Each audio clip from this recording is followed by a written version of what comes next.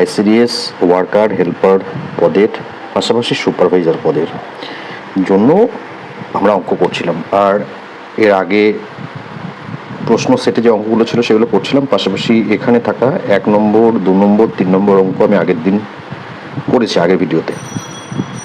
এখন আমরা 4, 5, 6 করব, তারপরে আরও অনেকগুলো প্রশ্ন আমি অ্যাড করেছি, সেগুলো সমাধান করব। তোমরা যারা আইসিডিএস ওয়ার্কার হেল্পার পদের পরীক্ষার জন্য প্রস্তুতি নিচ্ছ, যারা অঙ্ক করতে চাও, বুঝতে চাও, শিখতে চাও, তোমরা একটু ধৈর্য সহকারে পুরো ভিডিও দেখবে। কারণ শুধু চাকরি চাই বললে তো হবে না, চাকরি চাইলে চাকরি হবে না। এর জন্য কঠিন পরিশ্রম করতে হবে, কঠোর পরিশ্রম করতে হবে, এটা একটা অধ্যাবসায়। আর যে কোনো চাকরি পরীক্ষার ক্ষেত্রে যদি সেখানে অঙ্ক থাকে তাহলে সেটাই বড় ফ্যাক্টর হয়ে যায়, অঙ্ক আর ইংরেজি। বাকি জেনারেল নলেজ, কারেন্ট অ্যাফেয়ার্স এগুলো তোমরা মুখস্থ করতে পারবে, কিন্তু অঙ্ক ইংরেজি এটা মুখস্থ করে তোমরা পারবে না। পাশাপাশি আরেকটা বিষয় থাকে, সেটা লজিক্যাল রিজনিং, যেটা আইসিডিএস ওয়ার্কার হেল্পারে নেই, সেটা অন্যান্য পরীক্ষায় আছে, যেমন সুপারভাইজারে আছে। তো সেগুলো আমি সময় মতো করবো বা করাবো। তো 4 নম্বর অঙ্কটাতে আসছি। তোমরা দেখো এখানে যে অঙ্কটা বলা হয়েছে, 4 নম্বর অঙ্কে বিপরীত দিক থেকে আসা দুটি ট্রেনের বেগ যথাক্রমে 60 কিলোমিটার পার আওয়ার এবং 48 কিলোমিটার পার আওয়ার। তারা 6 সেকেন্ডে পরস্পরকে অতিক্রম করে। একটি ট্রেনের দৈর্ঘ্য যদি 90 মিটার হয় তাহলে অপর ট্রেনটার দৈর্ঘ্য কত?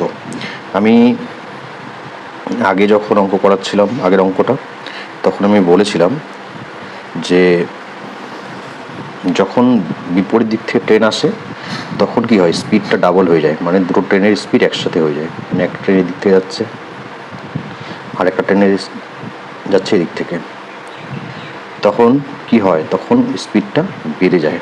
একটা ট্রেনের স্পিড কত? 48 কিলোমিটার প্রতি ঘন্টায়, মানে সে 60 মিনিটে যায় 48 কিলোমিটার, আরেকটা যায় 60 মিনিটে 60 কিলোমিটার। তো দুটো যখন আপেক্ষিক যে গতিবেগ সেটাকে যখন একত্রিত করা হবে তখন সেটা কোথায় চলে যাবে? 60 আর 48 একসঙ্গে যোগ করতে হয়, আপেক্ষিক গতিবেগ দুটো যোগ হয়। আপেক্ষিক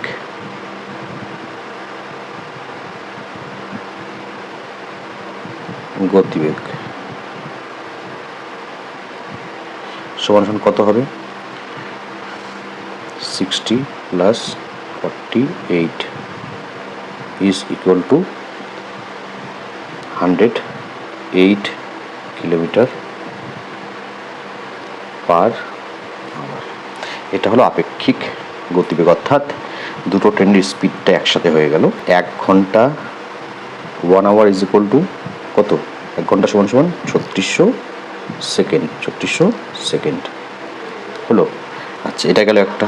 আর 108 কিমি, আমি ডেসক্রিপটিভ পদ্ধতিতে অঙ্কটা বুঝিয়ে বুঝিয়ে করছি, শর্টকাট মেথড এখনই তোমাদের শেখাচ্ছি না। ইজ ইকুয়াল টু কত? এই 108 এর সাথে 1000 যদি গুণ করা হয় তাহলে সেটা মিটারে আসে। তো ইজ ইকুয়াল টু 108 প্লাস 000, ঠিক আছে, এতটা 1,08,000 মিটার। অর্থাৎ 3600 সেকেন্ডে ট্রেনটা যায় এতটা, 1,08,000 মিটার। তাহলে 1 সেকেন্ডে কত আর 6 সেকেন্ডে কত সেটা আমরা বের করব। 3600 সেকেন্ডে যায় 108,000 মিটার হলো। সুতরাং 1 সেকেন্ডে যায় ইজ ইকুয়াল টু কত হবে? 108,000 বাই 3600, ঠিক আছে। এখন 6 সেকেন্ডেরটা বের করতে হবে। সুতরাং 6 সেকেন্ডে যায় সমান কী হবে? সমান হবে এই যে এটার সঙ্গে 6 গুণ হবে, এটার সঙ্গে 6 গুণ হবে। তাহলে সেক্ষেত্রে 108,000 ডিভাইডেড বাই 3600, এটা তো আগেই ছিল, গুণ 6। এখন এই দুটো শূন্য এর সাথে এই দুটো শূন্য কেটে দেওয়া হলো। আর এই 6 দিয়ে 36 কেটে দেওয়া হলো, হলো 6 হলো কত 6। আচ্ছা, আর এখন 6 দিয়ে আমাকে 1080কে ভাগ করতে হবে। 6 দিয়ে যদি 1080কে ভাগ করি তাহলে হ্যাঁ তো হচ্ছে ভাগ করলে 6 দিয়ে যদি 1080কে ভাগ করা যায় তাহলে হচ্ছে 180 মিটার। 180 মিটার যাচ্ছে 6 সেকেন্ডে। এখন এখানে কি বলা হয়েছে, একটা ট্রেনের দৈর্ঘ্য কত 90 মিটার। তাহলে সিম্পলি আরেকটা ট্রেনের দৈর্ঘ্য কত হবে, 180 থেকে 90 মাইনাস করবো আমরা। 180 থেকে 90 মাইনাস করলে সেটা হবে 90 মিটার, অর্থাৎ এক্ষেত্রে উত্তরটা হলো 90 মিটার। এক্ষেত্রে উত্তর হলো 90 মিটার, এটা সঠিক উত্তর। বুঝতে না পারলে ভিডিওটা আরও একবার প্লে করে দেখো, আশা করব বুঝে যাবে। নেক্সট, বিপরীত দিক থেকে আসা দুটি ট্রেনের বেগ ঘন্টায় 60 কিলোমিটার ও 45 কিলোমিটার। ওদের 90 ও 85 মিটার যদি তাদের দৈর্ঘ্য হয় তাহলে পরস্পরকে অতিক্রম করতে কত সময় লাগবে। একটু আগে যে অঙ্কটা করেছি এটা সেটারই ভার্সন। দেখো, আপেক্ষিক গতিবেগ এখানে দেওয়া আছে 60 প্লাস 45, তাহলে আপেক্ষিক গতিবেগ ঘন্টায় কত, 1 ঘন্টায় কতটা যায়, 1 ঘন্টায় যাচ্ছে 60 প্লাস 45 ইজ ইকুয়াল টু 105 কিমি। হাজারে ঘরে নিয়ে যাচ্ছি, 105 দিয়ে 3টে শূন্য দিলে মিটার হয়। আচ্ছা, এবার এখানে দুটো ট্রেনের দৈর্ঘ্য দেওয়া আছে, একটা 90 মিটার, একটা 85 মিটার। তো 90 আর 85 যোগ করলে কত হয়, সেটা হচ্ছে 175 হয়। 90 আর 85 যোগ করলে 175 হয়। তো এই যে এত মিটার যাচ্ছে কত সেকেন্ডে, 1 ঘন্টায়, মানে 3600 সেকেন্ডে। তাহলে এত মিটার এই 175 কত সেকেন্ডে যাবে সেটা আমরা বের করব, তাহলেই উত্তরটা বেরিয়ে আসবে। 105 তার সঙ্গে মিটার, তাই তো, এই যে 1,05,000 মিটার যায় কত সেকেন্ডে, 3600 সেকেন্ডে, তাই না, 1 ঘন্টায় যায়। সুতরাং 1 মিটার যাবে কতটা, তাহলে 3600 ডিভাইডেড বাই 105,000 সেকেন্ডে। সুতরাং দুটো ট্রেনের কত হচ্ছে টোটাল দৈর্ঘ্য, একটা ছিল 90, একটা ছিল 85, দুটো মিলে কত হচ্ছে 175, তাই তো। তাহলে সুতরাং 175 মিটার আমার এটা বের করতে হবে, 175 মিটারটা। তাহলে এখন বের করতে গেলে 3600 উপরে, নিচে 10,500, 1,05,000, আর এর সঙ্গে যদি আমি 175 গুণ করি তাহলে আমার সঠিক উত্তর বেরিয়ে আসবে। আমরা লিখব 3600 ডিভাইডেড বাই 105,000 ইন্টু 175। আচ্ছা, এখন উপরে দুটো শূন্য আর নিচে দুটো শূন্য কেটে গিয়েছে। তারপরে কাটাকুটি করব 25 দিয়ে, কারণ এটাকে 25 দিয়ে যায়, এটাকে 25 দিয়ে যায়। তো কত হয়, 7 হয়, 7 25 175। আর এটাকে যদি 25 দিয়ে কাটাকুটি করি তাহলে কত হয়, এখানে হচ্ছে 42, তাই তো। আর এটা দিয়ে যদি 42 কাটি তো হয় কত, 6। আর এই 6 দিয়ে যদি 36 কাটি তো কত হয়, 6। সুতরাং 175 যেতে লাগবে কত, 6 সেকেন্ড হলো। এখন দেখো উত্তরটা অপশন কি ছিল, এই যে উত্তর এখানে দেওয়া আছে 6 সেকেন্ড। অঙ্কটা বলা আছে, একটি বালক এ থেকে বি পর্যন্ত 24 কিলোমিটার একটি পথ 4 ঘন্টা বেগে গেল, 4 কিলোমিটার বেগে, ওর স্পিড হলো 4 কিলোমিটার পার আওয়ার। পরে বলেছে 6 কিলোমিটার পার আওয়ারে সে ফিরে আসলো, তাহলে সেক্ষেত্রে তার গড় গতিবেগ কত, যাওয়া আসার যে গড় গতিবেগ সেটা কত। আচ্ছা, এখন এখানে যদি আমরা দেখি যে গড় গতিবেগের একটা খুব সংক্ষিপ্ত নিয়ম আছে যেটা দিয়ে খুব সহজেই করা যায়, আমরা সেটা একবার দেখব। সেটা হলো 2xy divided by x plus y. এখন 2x কোনটা 2y কোনটা সেটাও একটা দেখার বিষয়। এখানে প্রথম যে স্পিডটা আছে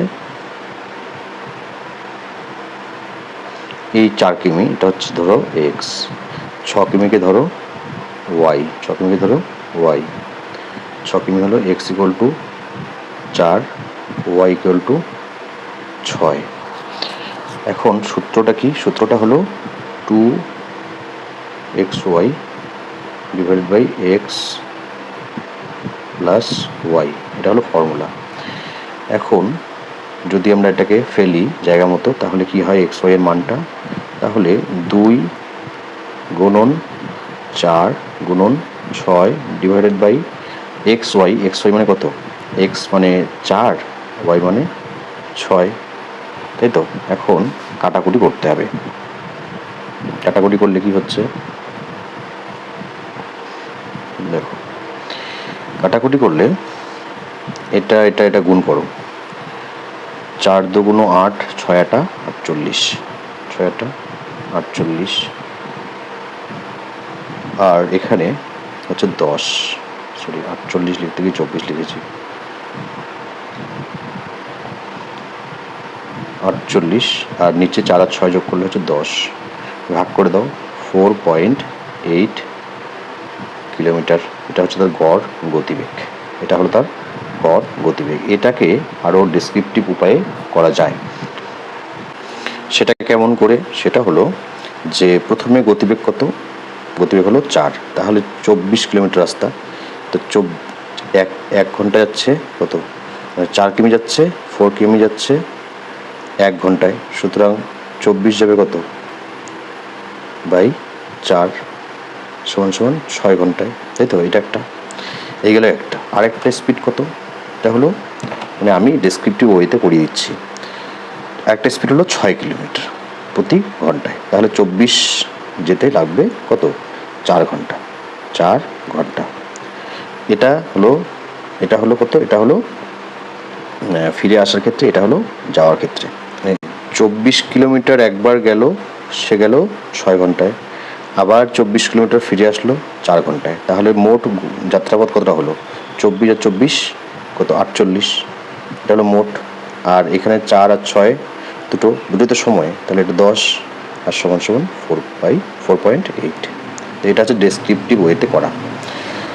নেক্সট আমরা যাই হচ্ছে যে একজন পুস্তক বিক্রেতা মানে বই বিক্রেতা লিখিত মূল্যের উপর 10% ছাড় দেন, দিয়ে বইটা বিক্রি করেন। একটি বইয়ের ক্রয় মূল্য 600 টাকা এবং তিনি চান যে তিনি 20% লাভ করবেন, তাহলে বইটার দাম কত লিখলে 10% ছাড় দিয়েও তার 20% লাভ হবে? 600 টাকা দিন কিনেছেন বইটা, তিনি চাচ্ছেন যে কাস্টমারকে একটু মন রাখার জন্য 10% ছাড় দেবেন, কিন্তু দেওয়ার পরেও 20% তিনি লাভ করবেন, তাহলে তার বইটার দাম কত রাখতে হবে? তো দেখো এখানে ভীষণ সুন্দর একটা অঙ্ক, প্র্যাকটিস না করলে এরকম অঙ্কগুলো পারবে না। প্র্যাকটিস করতে হবে, বারবার করে প্র্যাকটিস করতে হবে, নাহলে পারবে না। তো লোকটি কী করেছেন, তিনি 10% ছাড় দেবেন, 20% লাভ করবেন ছাড় দেওয়ার পরেও। তো কিনেছেন 600 টাকায়, কতটা তাকে ধার্য মূল্য রাখতে হবে? তাহলে সেক্ষেত্রে প্রথমত হলো যে তিনি তার যে কস্ট প্রাইস, তার যে সেলিং প্রাইস, সেটা হলো কত? কস্ট প্রাইস কিনেছেন কস্ট প্রাইস হলো কত? 600 টাকায় কিনেছেন। কত লাভ করতে চান? 20%। তাহলে 20% মানে কি? 100 টাকায় 20 টাকা, তাই না? 20% লাভ সমান সমান কত হবে তাহলে? 600 টাকা এর 20% মানে কি? 20 মানে কি? 120, মানে 100 টাকা জিনিসটা 120 টাকায় বিক্রি করবেন, তাই তো? আচ্ছা, তাহলে এখন এই দুটো শূন্য আর এই দুটো শূন্য কেটে দিলাম, আর এই 6 দিয়ে 120কে গুণ করলে হয় 720 টাকায়, অর্থাৎ তাকে 720 টাকায় জিনিসটা বিক্রি করতে হবে। তাহলেই তিনি যে দামে কিনেছেন তার উপরে 20% লাভ করবেন। এখন এটা দামে তো তাকে বিক্রি করতে হবে, তাহলে ওই এমআরপিটা কত লাগাবে? স্টিকারটা, তো তিনি 10% ছাড় দেবেন, তিনি 10% ছাড় দেবেন। এবার সেখানে যাই, ছাড়ের হার কত? ডিসকাউন্ট হলো কত? ডিসকাউন্ট দেবেন 10%। এখন মানে যে বিষয়টা দাঁড়ালো গিয়ে যে 10% যখন ছাড় দেবেন তখন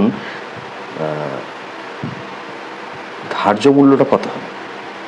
90% হবে, মানে 100 টাকা তো বইটার দাম যদি লেখা থাকে 10% ছাড় দিলে 10% ছাড় দিলে মানে 10 টাকা ছাড় দিচ্ছেন, তাহলে তার যে বিক্রয় মূল্য সেটা কত হবে? বিক্রয় মূল্য হবে 90 টাকা। 90 টাকা, তাই না? তো এই যে 90 টাকা বা 90% এটাই হলো 720 টাকা, যেটা একটু আগে আমরা অঙ্ক করে বের করলাম। এটাই হলো 720 টাকা। 90% হলো কত? 90% হলো 720। 90% হলো 720 টাকা। সুতরাং 1% কত? 720 বাই 90। সুতরাং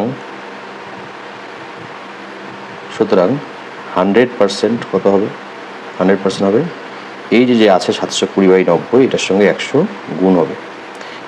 গুণ করে দেখো, এই শূন্য আর এই শূন্য কেটে দাও। 9 দিয়ে 72 কাটলে 8 হয়। 8 দিয়ে যখন তুমি 100 গুণ করবে তখন হবে 800।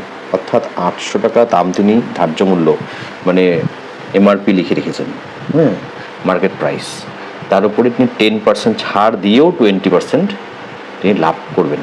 তো সেক্ষেত্রে তার বইটির উপরে দাম লিখে রাখতে হবে 800 টাকা।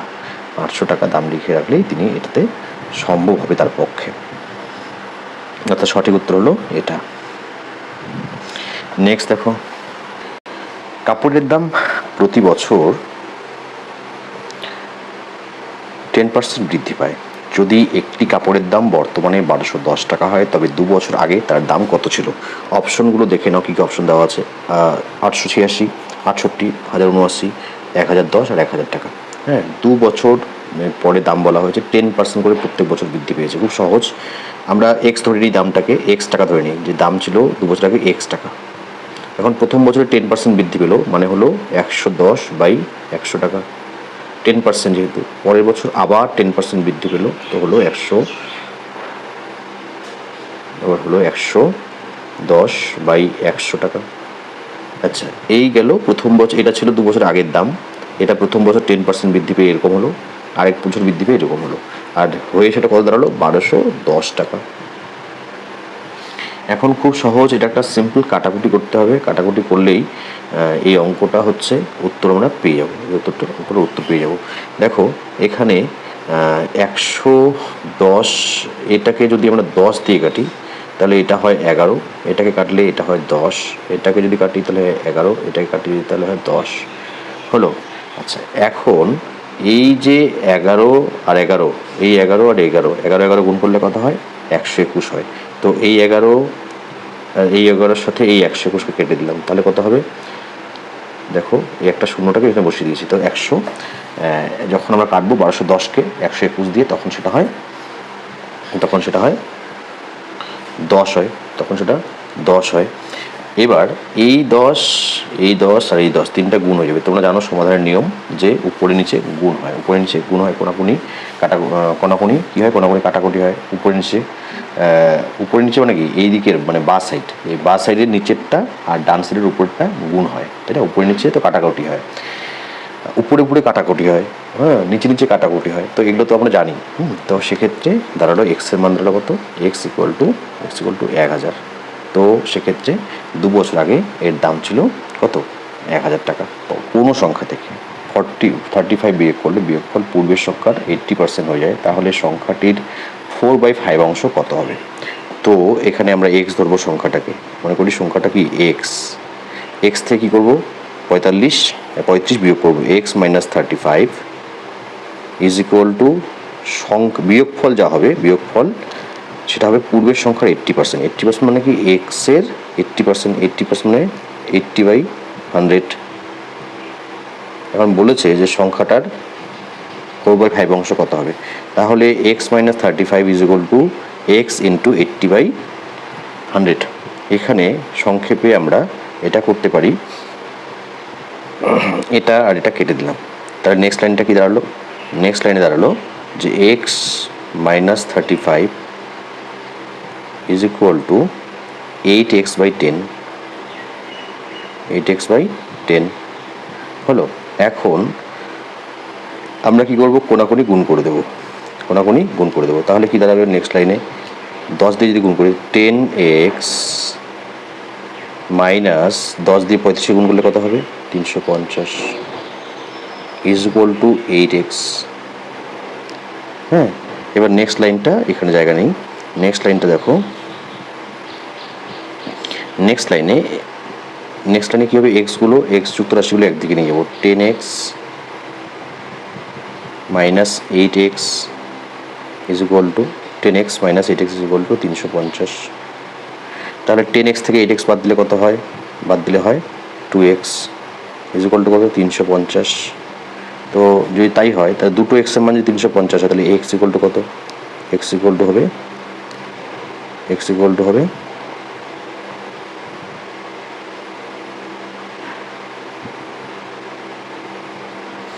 তাহলে এক্স ইকুয়াল টু কত হবে, এক্স ইকুয়াল টু হবে 175।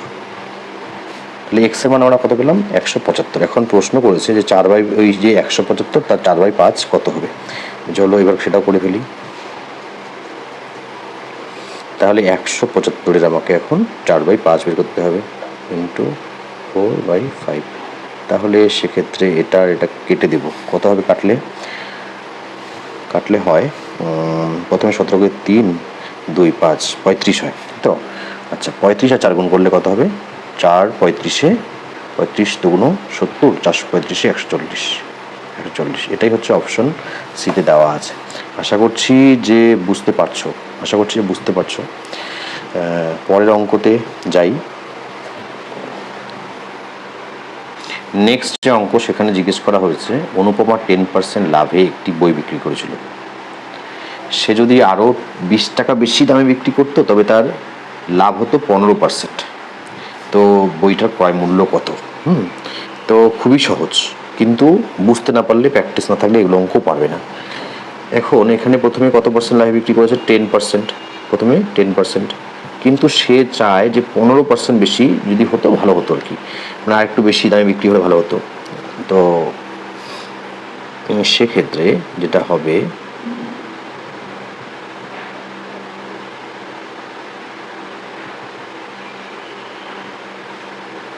এমন জায়গাতে এটা পড়ে গিয়েছে অঙ্কটা করতে অসুবিধা হবে। আচ্ছা, তার মানে কি, তার মানে 5%, মানে 15 মাইনাস 10, হ্যাঁ, মানে 15% মাইনাস 10% কত হয়, 5% হয়, তাই তো, 5%। আর এই 5% এখানে কত টাকার ডিফারেন্সটা, কত টাকার, 20 টাকার।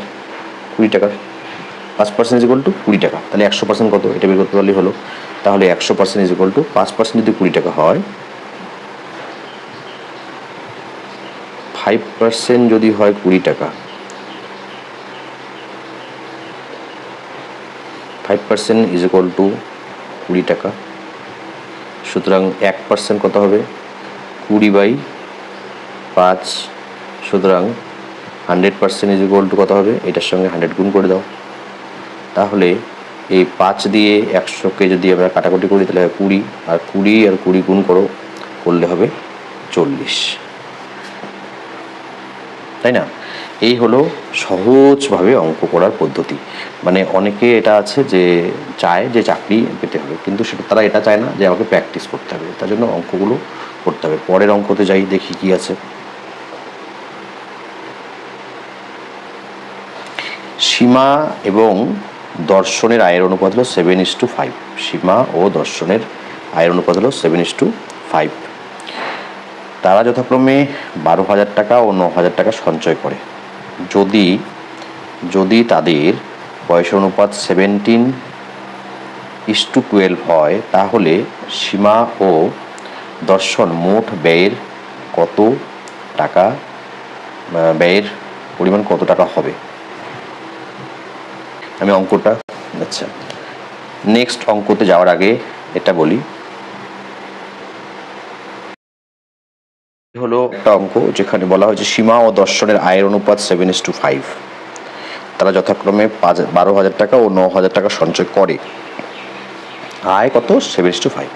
তাদের যদি ব্যয়ের অনুপাত 17:12 হয়, তাহলে সীমা ও দর্শনের মোট ব্যয়ের পরিমাণ নির্ণয় করুন।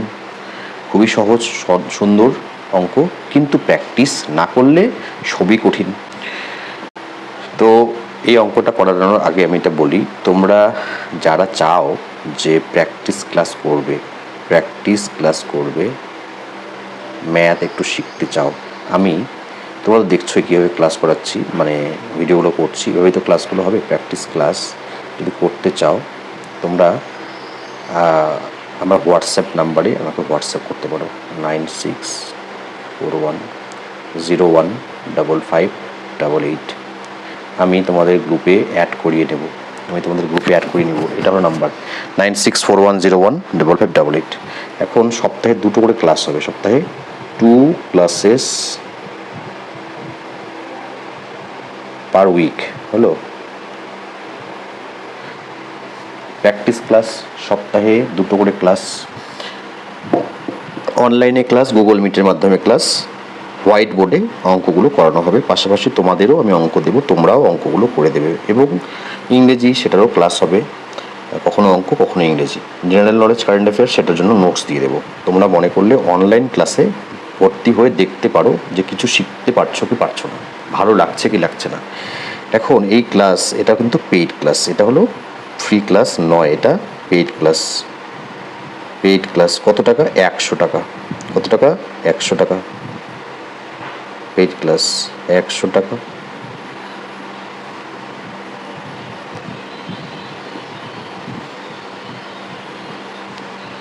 $100 পার মান্থ। মানে এরকম রেখেছি কেন? যেন সকলেই ভর্তি হতে পারে, সেজন্য কম রেখেছি। আচ্ছা, তো 3 মাসের পেমেন্ট দিয়ে ভর্তি হতে হবে। 3 months পেমেন্ট দিয়ে ভর্তি হতে হবে, অ্যাডমিশন নিতে হবে। মানে 300 টাকা দিয়ে তুমি ভর্তি হবে। কারণ আমি তো ওই সময়ের মধ্যে তোমাকে নোটসগুলো দিয়ে দেবো, অনেকগুলো নোট, তাই না? নোটসগুলো দিয়ে দেবো। আচ্ছা, 3 মাসের মধ্যে তো আমি প্রায় অনেকগুলো নোট দিয়ে দেবো, প্রায় বেশি একটা দিয়ে দেওয়া হয়ে যাবে। হ্যাঁ, তো যদি মনে করো তোমরা সপ্তাহে 2টো করে ক্লাস, অনলাইনে ক্লাস, গুগল মিটের ক্লাস, প্রত্যেকটা ক্লাসের রেকর্ডিং থাকবে। তোমরা ইচ্ছে করলে পরে ক্লাস মিস করলে সেগুলো তোমরা দেখতে পারবে। এখন যে বিষয়টা হলো সেটা হলো যে তোমরা মনে করলে, যদি মনে করো ক্লাস করবে, তাহলে এই নাম্বারে হোয়াটসঅ্যাপ করো, 9641015588। এই নাম্বারে হোয়াটসঅ্যাপ করবে। আচ্ছা, এবার তাহলে অঙ্কটাতে আসি। প্রথমে কি দেওয়া আছে? আয়ের অনুপাত, পরে দেওয়া আছে ব্যয়ের অনুপাত। তাহলে সেক্ষেত্রে কি করব? তো দেখো, বলা হয়েছে কি যে আয়ের অনুপাত 7:5। আয়ের অনুপাত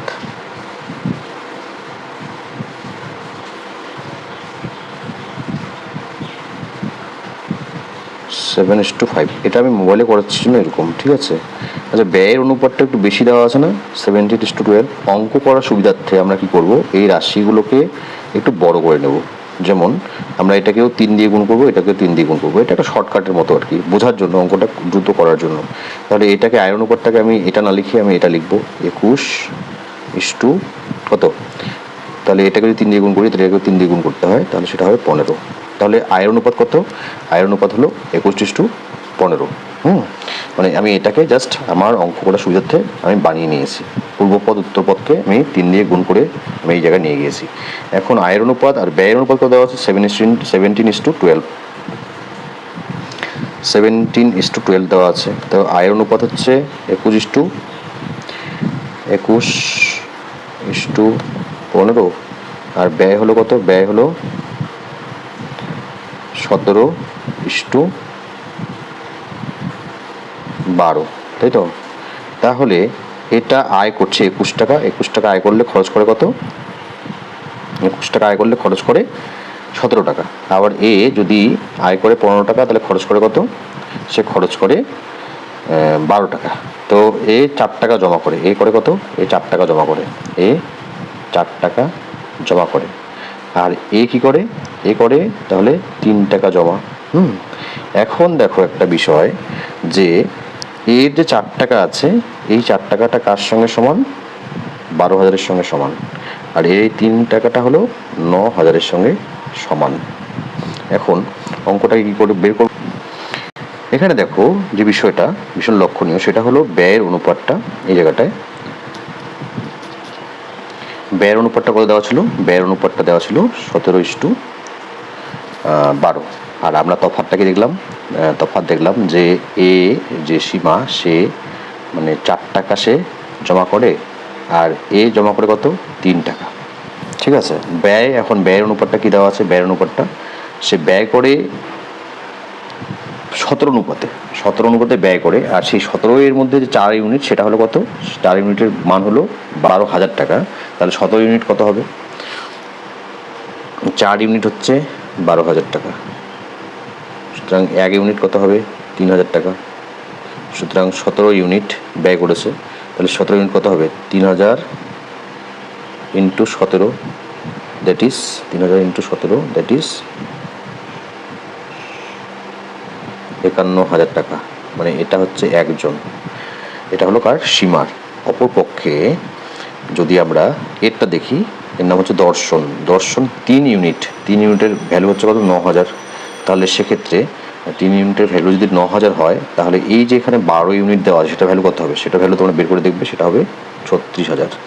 তাহলে একজনের হলো 12,000, 36,000, একজনের হলো 51,000। দুটোকে যোগ করবে, দুটোকে যোগ করে দেখো, এই দুটো যোগ করে হয় 87,000, যেটা দ্বিটি দেওয়া আছে। তো এভাবে হচ্ছে আমরা অঙ্কগুলোকে করব। বুঝতে পেরেছো কি পারোনি, পারছো কি পারছো না, কমেন্ট সেকশনে কমেন্ট করে বলো। পাশাপাশি এটা যে একবার নয়, দুবার চালিয়ে দেখো, 3বার চালিয়ে দেখো, তারপরে না বুঝলে তারপরে কমেন্ট সেকশনে কমেন্ট করো। আর যারা বুঝলে কেমন লাগলো বিষয়গুলো সেটাও কমেন্ট সেকশনে কমেন্ট করে জানাবে। অন্যদের সঙ্গে শেয়ার করে দাও যারা প্রস্তুতি নিচ্ছে, নিজস্ব কেউ থাকলে শেয়ার করে দিও। চলো, এইটুকু থাকলো এই মুহূর্তে, পরে আরও এরকম ভিডিওতে নিশ্চয়ই কথা হবে।